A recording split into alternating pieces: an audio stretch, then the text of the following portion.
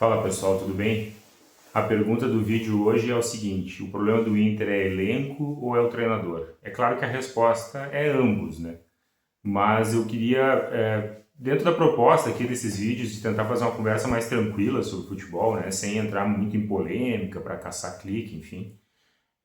E também eu tô, claro, tô testando aqui, tô perdendo um pouco o cesto de fazer vídeo e colocar no YouTube, né? Mas propondo então essa conversa com vocês sobre qual é o real problema do Inter, né? Claro que o elenco é insuficiente, mas eu questiono uma coisa, a ideia de que o Inter quase caiu porque o elenco era ruim. Era ruim, mas não era tão ruim assim. Tanto é que fez boas partidas, enfim. O ano passado, o quase rebaixamento do Inter vai além do elenco insuficiente, né? A gente O Inter apostou todas as fichas para ganhar o Campeonato Gaúcho, para interromper o octa do Grêmio, e isso custou lesões ao longo da temporada que foram importantes, muito importantes. Vários jogadores que. Teve jogador que se aposentou, né? O Fernando, que era um avalista do meio campo nosso ali. Foi o azar atávico do Internacional. Deu azar, né, de mais uma vez, caiu no grupo da morte, então a primeira fase da Libertadores foi 100% assim, de dedicação. Depois pega o Flamengo, né, ainda dá o azar de pegar o Flamengo nas oitavas. Mas enfim, foi uma série de circunstâncias que foi fazendo o Inter tendo lesões. E aí quando teve que voltar para disputar só o Campeonato Brasileiro, já estava defasado na tabela e sem o trabalho do Roger dando resultado, né? Então teve essa circunstância, para além do elenco fraco, é claro. Corta para 2026, a tese que eu tenho ouvido muito é de que o Paulo Pesolano tira leite de pedra do elenco do Internacional, que poderia ser muito pior. Eu discordo dessa frase, dessa afirmação. Eu concordo que o time do Inter ele é insuficiente. A nossa zaga, por exemplo, e na partida de sábado contra o Coritiba apareceu mais uma vez, né, jogadores inseguros ou que, como é que se diz, dão rosca, né? Dão um chute para trás, erram em bola em vários momentos da partida. A gente pode questionar até se é só culpa deles, né? Mas claramente a nossa zaga é insuficiente, é fraca, né? O ataque também não produz muito, atacantes que não fazem gol, enfim, claro que a gente tem várias questões para falar sobre o elenco, né? Como um todo, assim, em todos os setores do campo nós temos problemas. Mas eu acho assim que no caso específico de ontem não, de sábado, do empate entre Inter e Curitiba, eu acho que, olha, vai na conta do Papa, especialmente, sabe? Era um jogo para ter vencido. E no primeiro vídeo, né, a primeira tentativa de vídeo que eu fiz aqui falando sobre o Inter, eu falava exatamente isso, assim. É difundida essa ideia de que o Paulo Pesolano tira leite de pedra e que o Inter até faz boas atuações e que poderia ser pior. Gente, o campeonato está andando, nós estamos o quê? Na 15ª rodada, inclusive não foi uma rodada muito boa, né? Muitos empates, enfim, o Inter empatou e outros times que estavam ali atrás venceram ou empataram, então muita gente pontuou e permanece essa situação do Inter ao alcance do primeiro colocado na zona do rebaixamento. E continua esse discurso de que não, que as atuações estão boas, poderia ser pior, veja, superação, buscou um empate contra o Coritiba. Eu questiono bastante isso e eu acho que o Paulo Pesolano tem que ser mais criticado, tá? Então, voltando à ideia original do vídeo, eu concordo que o elenco é fraco, mas no caso específico do empate contra o Coritiba, mais uma vez, erros do nosso treinador. Vamos lá. Gol que a gente. Era um jogo, primeiro que era um jogo para ganhar, né? E isso mostrou pelo primeiro tempo e pela postura do próprio Curitiba. Jogou lá atrás, esperando o Inter, e o Inter não conseguiu assim, ser agressivo. Claro, aí é um problema do elenco. O Inter tem volume de jogo e não consegue fazer uma jogada de ataque perigosa, né? Enfim. Aí o primeiro gol do Curitiba. Um apagão, né? Porque eu acho que foi falta ali, naquele lance, até nem sei o jogador do Inter, acho que é o Bernabé, né? Que sofre falta, mas até acho que foi falta. Mas o problema maior foi que o time parou e pelo que disse na própria transmissão, o próprio Pesolano ficou reclamando falta ali no lance e fez o time parar. Aí o Curitiba lá, o Jadson, se eu não me engano, que é um bom jogador, jogou lá na ponta esquerda, mais um erro do treinador. Colocou o Alex e o Bruno Gomes afundados na lateral direita e eles não estavam na jogada. Inclusive, eu vi gente criticando o Félix Torres. Ah, chegou atrasado. Eu acho que nem era do Félix Torres, do Félix Torres aquela bola. E esse gol foi um gol muito parecido com outras partidas em que o Inter jogou super avançado e deixou a sua zaga exposta. Mirassol, Atlético Paranaense, outras partidas que o Inter leia-se Paulo Pesolano, cometeu esse mesmo erro. Um abafa sem muito perigo e que deixa a nossa zaga exposta. Contra o Atlético na Copa do Brasil, a gente depois acabou virando, mas também o primeiro gol foi meio nesse sentido. E aí entra a questão dos zagueiros. Eu concordo que Vitor Gabriel e Félix Torres são insuficientes para o Inter. Só que todas aquelas espirradas de taco, que era a expressão que eu queria ter utilizado e me falhou antes, deles, muitas delas, não é só ruindade, né? É porque eles estão expostos e o último recurso deles é tentar tirar a bola de alguma forma. E vai errar, especialmente no sábado que estava gramado molhado, a bola molhada, enfim, tinha muita chuva em Curitiba.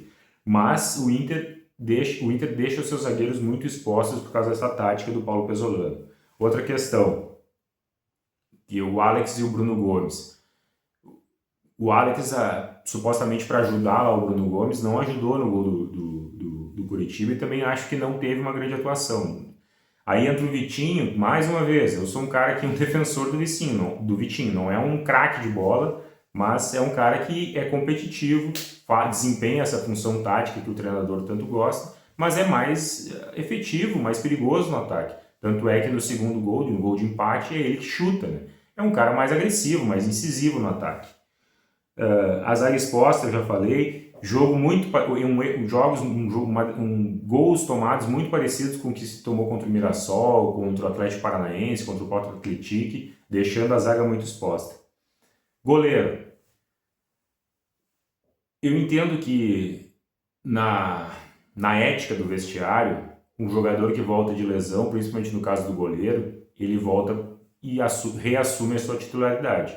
Mas o Rocher, aqui nesse canal, eu sou crítico dele, assim, é um cara que não contribui, falha muito, e além do fato de que volta e meia está lesionado, está sempre fora de ritmo, e falhou. Aqui temos, né, na imagem, o gol do Moledo, né? Só o Inter para tomar o gol do Moledo, que não tinha entrado em campo ainda pelo Brasileirão. Mas isso é outra história, isso é papo de mística, sei lá. Se a gente for olhar, o Rocher está bem mal posicionado, né? Ele tá bem para a esquerda dele no gol e a bola vai no outro lado e ele não consegue alcançar. Eu acho que ele falhou. Pode não ter sido um frango, enfim, mas foi uma falha de posicionamento dele. E no ataque, durante todo o segundo tempo, o Inter, e primeiro também, mas especialmente no segundo tempo, que o Inter tentou buscar um empate, chuveirinho. É claro que do outro lado tem o adversário, né, que se trancou, e é por isso que eu acho que o Inter deveria ter buscado. Era um jogo para 3 pontos, né? O Curitiba jogou a não perder, inclusive pela sua situação, que vinha de derrota e tudo mais.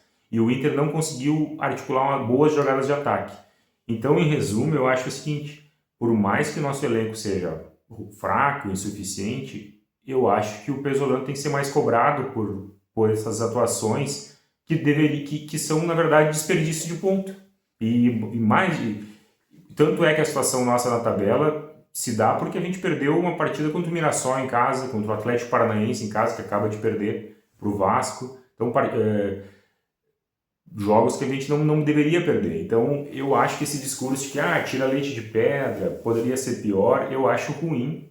O campeonato está na 15ª posição e o Inter não sai daquele bolo ali perigoso. Claro, com diversos outros times.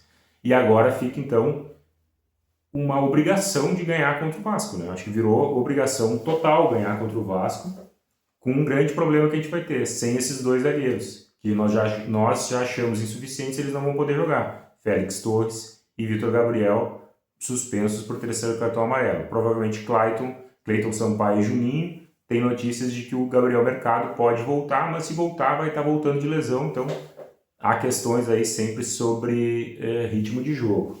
Mas o campeonato está curioso, né?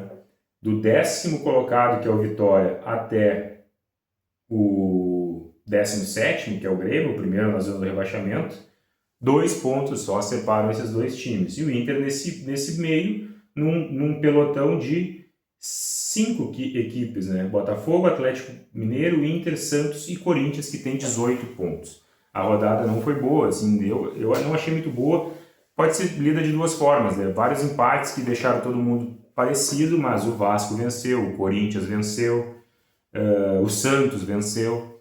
Então esses times dão uma respirada, enfim, e infelizmente para nós essa situação é melhor que alguns adversários já meio que afundam e times grandes, enfim, começam a entrar em crise, que é o caso do nosso rival, perdeu hoje para o Flamengo numa partida que eu tenho curiosidade de saber qual vai ser os comentários, assim, porque o Grêmio jogou extremamente defensivo, tomou um arrodeão do Flamengo, coisa de 700 passes para o Flamengo e 200 para o Grêmio, e só não foi um placar elástico, teve bola na trave, o goleiro do Grêmio fez boas defesas, enfim, e o Flamengo não foi efetivo na conclusão.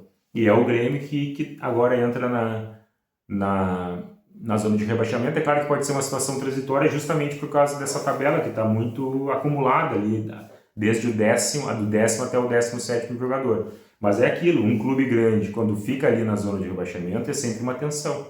Por isso que, volto a repetir, para concluir o vídeo, o Inter tem obrigação de ganhar contra o Vasco, para fazer 21 pontos e se distanciar um pouco mais da zona, porque nesse momento estamos a um ponto da zona do rebaixamento.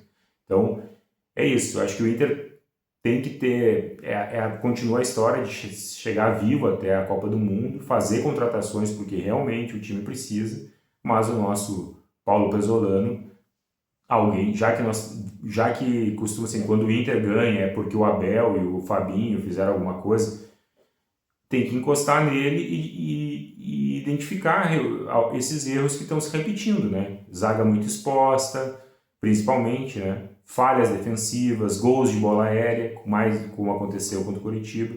Eu acho que tem que encostar, tem que dar uma conversadinha aí com o nosso Paulo Pesolano, porque o trabalho dele é bom e tudo mais, mas o campeonato está indo e ele tem desperdiçado muitos pontos. Valeu, gente. Uma outra hora eu volto aí. Um abraço.